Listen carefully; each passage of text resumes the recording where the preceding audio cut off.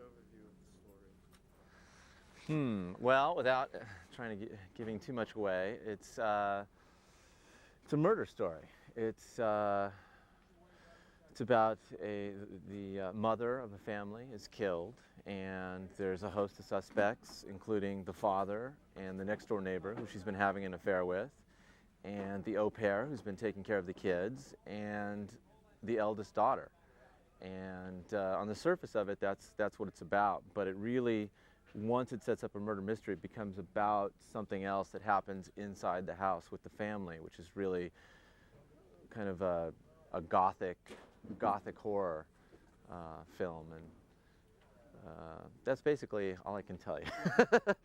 It's constantly throwing curves at you, so as soon as you think you're set, you know, okay, we know where this movie's going, it's going to be a murder mystery. In comes this other story element and this other tone that completely takes it a different direction, and then you think, you know, okay, it's going to be this kind of movie. It's going to be the teenage daughter from hell, and then it throws in something else completely different. So yeah, I like movies that take you on a ride. I think too many movies just are just have a, you know, make a streamline from beginning to end, and you pretty much know in the first 5 minutes everything that's going to happen. This person's going to get together with this person by the end, and it's just a matter of when and how. And I don't think you can tell that from this movie. I don't think it lets you settle in and be comfortable. It's constantly pulling the rug out from under you, which I think makes it fun.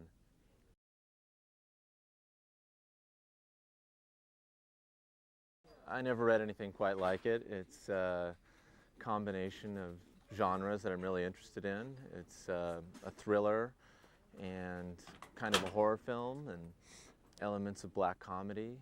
And I grew up in suburbia, and I thought I kind of knew some of the nightmares that come with that. And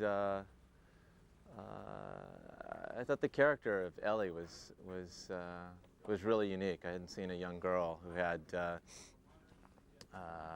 that kind of power over men, and I thought that was interesting and wanted to explore it.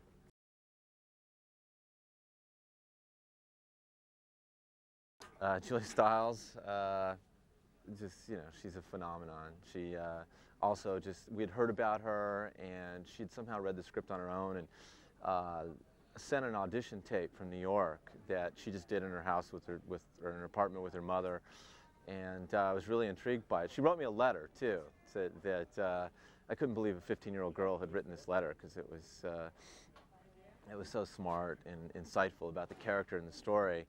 And I read the letter and I thought, oh, you know, somebody must have helped her. I called her immediately just to find out who this girl was, and I could, you know, tell right away that she was incredibly intelligent and had a good grasp of what we were trying to do.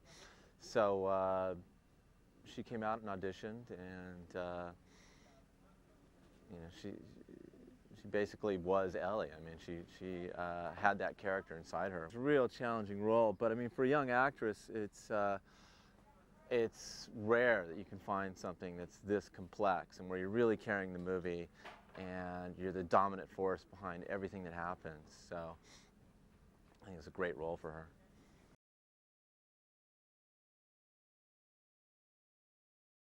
He came in and auditioned and just blew me away and completely stole this part from every other actor who wanted it, and he's just done an amazing job. He's very funny, which is hard to do in this role. It's walking a kind of a fine edge of playing it real, but understanding the comedy that's there.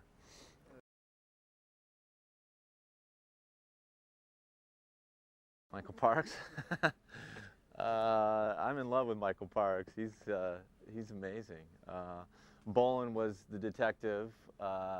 It's not really a detective story, but there is the murder mystery element where it is the detective trying to uncover the murder, and it was kind of, I mean, I think we paid the least attention to that part in the script. So Michael Parks came in and, you know, brought this character with him that was really specific and something that he really came up with on his own, and he's been a lot of fun to work with.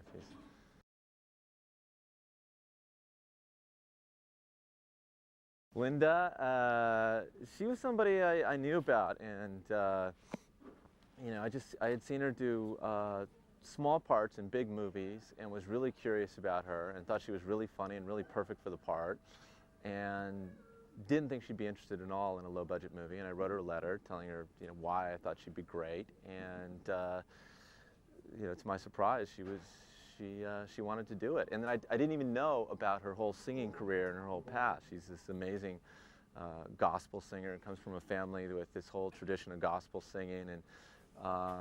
And as it turns out, the part, Mrs. Potter, the character sings a song at a wedding reception. So I was, you know, completely thrilled that she could do that, and she did. You know, she was great. So she sang "I Honestly Love You," the theme song for our movie.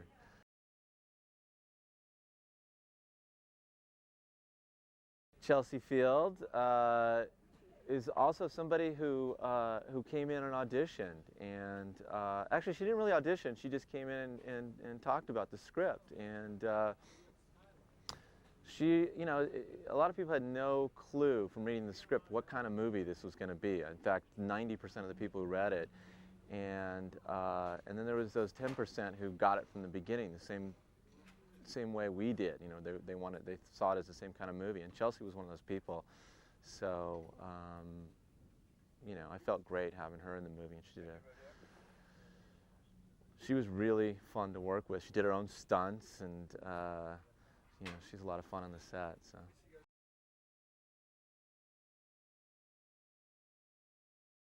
Patrick Multi. He was a terror. I hated working with that guy. No, no, Patrick.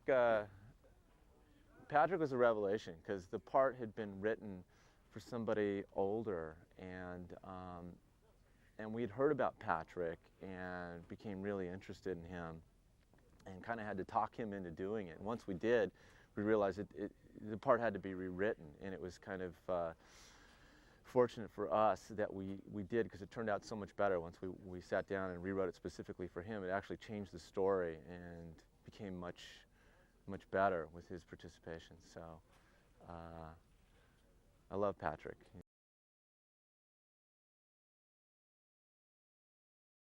Louise, she came in and auditioned for us, and she hadn't done a movie before, and just somebody we fell in love with in the audition. You know, there's her and Billy and Chelsea are people who all came in and auditioned, and you know, they were so good, and understood the part so well that we couldn't get them out of our mind. You know,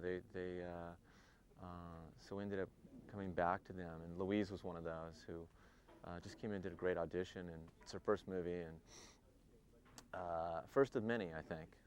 She's supposed to be French, written for a French girl, and there was many French actresses, really fine French actresses that we were looking at.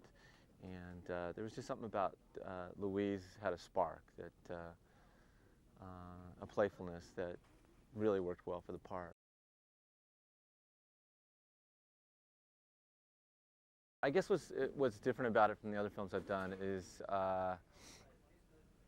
it's much more about the style and tone and the genre elements than those other films, which were much more about the performance and the basic story. They were very naturalistic. This is a stylized movie, and you know, that also attracted me to the project. It's something I hadn't done before.